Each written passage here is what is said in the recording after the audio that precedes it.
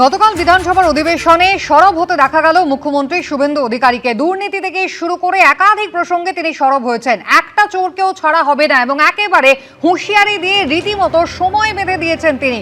চলতি অধিবেশনের শেষ দিনে নতুন বিল, নতুন আইন আনা হবে যাতে বাজেয়াপ্ত করা হবে অভিযুক্তদের সম্পত্তি, নিলাম করবে সরকার।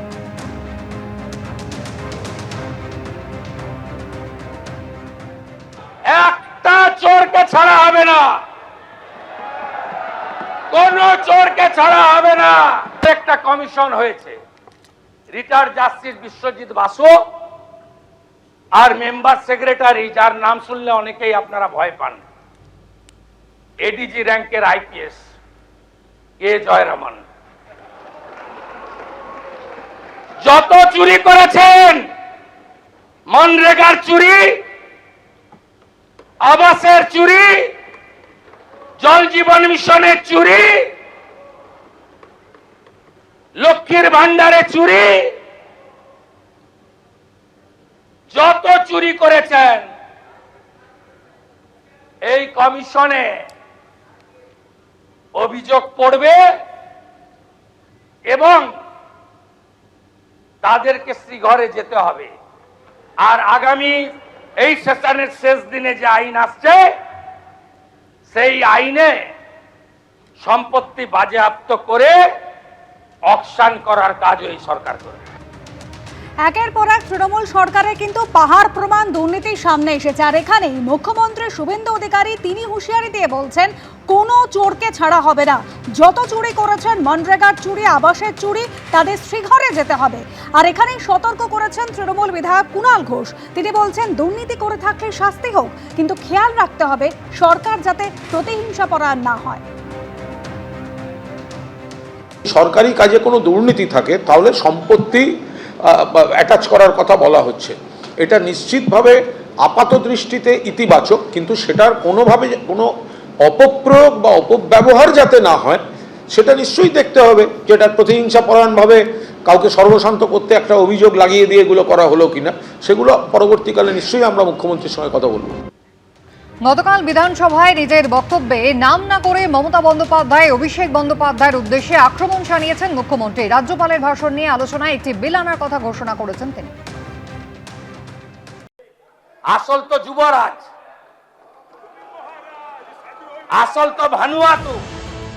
বিধানসভায় মুখ্যমন্ত্রীর নিশানায় যুবরাজ। ভবানীপুরের হার নিয়ে নাম না করে আক্রমণ করলেন মমতা বন্দ্যোপাধ্যায়কেও। এখান থেকে আমাকে দাঁড়িয়ে বলেছিলেন পৌরসভায় হেরেছ,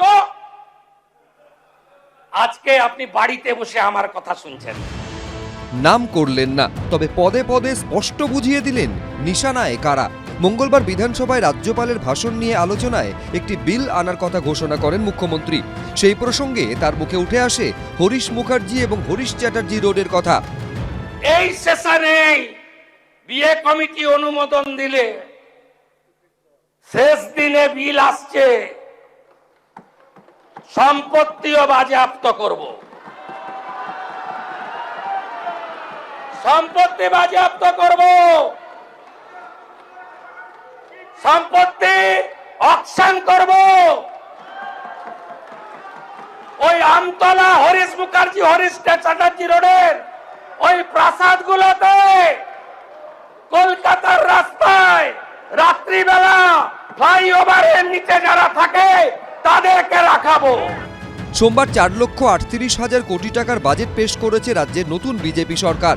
এই টাকা কোথা থেকে আসবে সে কথা বলতে গিয়েও ফের দুর্নীতির প্রসঙ্গ টেনে আনেন মুখ্যমন্ত্রী। সেই সঙ্গে কম্যাক্স স্ট্রিট, আইপ্যাকের প্রসঙ্গ টেনে দেন কড়া হুঁশিয়ারি। এক বছরে বীরভূমের পাথর থেকে রেভিনিউ দিয়েছেন 60 কোটি টাকা, আর আমরা 9 মে শপথ নেওয়ার পরে এক মাসে রেভিনিউ দিয়েছি 83 কোটি টাকা। করুন 83 গুণিতক, এটা 100 কোটি হবে। 83 গুণিতক 12, 1200 কোটি। পশ্চিমবঙ্গ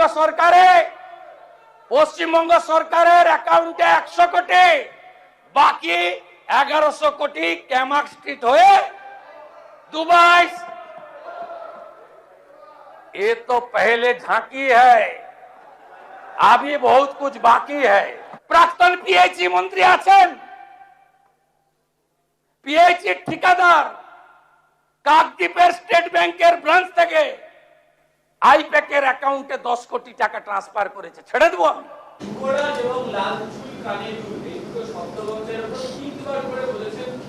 এ নিয়ে কোনো মন্তব্য করব না। এটা মাননীয় মুখ্যমন্ত্রী করেছেন, তিনি যদি নাম করে কাউকে বলতেন তারপরে আলোচনা আসে। উনি কোনো একটা শব্দ ব্যবহার করেছেন, তার উপর দাঁড়িয়ে কোনো মন্তব্য করব না। নাম না করে মমতা বন্দ্যোপাধ্যায়কেও এদিন তীব্র কটাক্ষ করেন মুখ্যমন্ত্রী শুভেন্দু অধিকারী। নিজের বুথ মিত্র ইনস্টিটিউশন 4টে বুথে হেরেছে। যিনি বুথে হারেন তাকে জননেত্রী মানতে হবে। তাই নিজে নন্দীগ্রামেও হেরেছেন, এবার ভবানীপুরেও হেরেছেন। সব মিলিয়ে রাজ্যপালের বক্তব্যের ওপর মুখ্যমন্ত্রীর জবাবি ভাষণ ঘিরে এখন সরগরম রাজ্য রাজনীতি। কৃষ্ণেন্দু অধিকারী, আশাবুল হোসেন, উজ্জ্বল মুখোপাধ্যায়, এবিপি আনন্দ। জাহাঙ্গীর খান থেকে শেখ শাহজাহান, শওকত মোল্লা থেকে দিলীপ মণ্ডল সবাই এখন জেলে। মঙ্গলবার তাদের নাম নিয়েই বিধানসভায় ফের সুর চড়ালেন মুখ্যমন্ত্রী শুভেন্দু অধিকারী। বললেন আরো কড়া আইন আনা হবে, আরো কঠিন ব্যবস্থা নেওয়া হবে। জাহাঙ্গীরদের কেউ বাঁচাতে পারবে না, শওকত মোল্লাকে কেউ বাঁচাতে পারবে না। এক একটা নাম, এক একটা এলাকা ত্রাস ছিল এই নামগুলো। কেউ আবার ছিলেন জনপ্রতিনিধি, এমনকি মন্ত্রীও। রাজ্যে পালাবদলের পর কাউকে গ্রেপ্তার করেছে পুলিশ, তো কাউকে কেন্দ্রীয় এজেন্সি। রাজ্যে বিজেপি সরকার ক্ষমতায় আসতেই একে একে পুলিশের জালে ধরা পড়েছেন এদের অনেকেই, যাদের মধ্যেই অন্যতম জাহাঙ্গীর খান, ফলতার এক সময়ের বেতাজ বাদশা, অভিষেক বন্দ্যোপাধ্যায়ের অত্যন্ত ঘনিষ্ঠ তৃণমূল নেতা, যিনি আবার নিজেকে একসময় সিনেমার পুষ্পার সঙ্গে তুলনা করেছিলেন। আমরাও পুষ্পা, ঝুঁকেগা নেই। কিন্তু পালাবদলের পর ফলতার পুনর্নির্বাচনের আগেই ময়দান ছেড়ে পালান তথাকথিত পুষ্পা। সম্প্রতি নেপাল সীমান্ত থেকে জাহাঙ্গীরকে ধরে আনে শুভেন্দু অধিকারীর পুলিশ। মঙ্গলবার বিধানসভাতেও তার নাম শোনা গেল মুখ্যমন্ত্রীর গলায়। पुष्पा झुकेगा नहीं, उसका पुष्पा मार्केट में मार्केट ही नहीं, मार्केट छोड़ के भाग गया, জামানত জব্দ হয়েছে।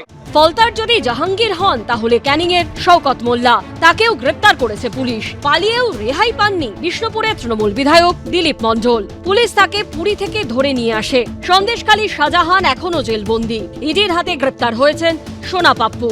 এদের নিয়ে মঙ্গলবার বিধানসভায় কড়া বার্তা দেন মুখ্যমন্ত্রী।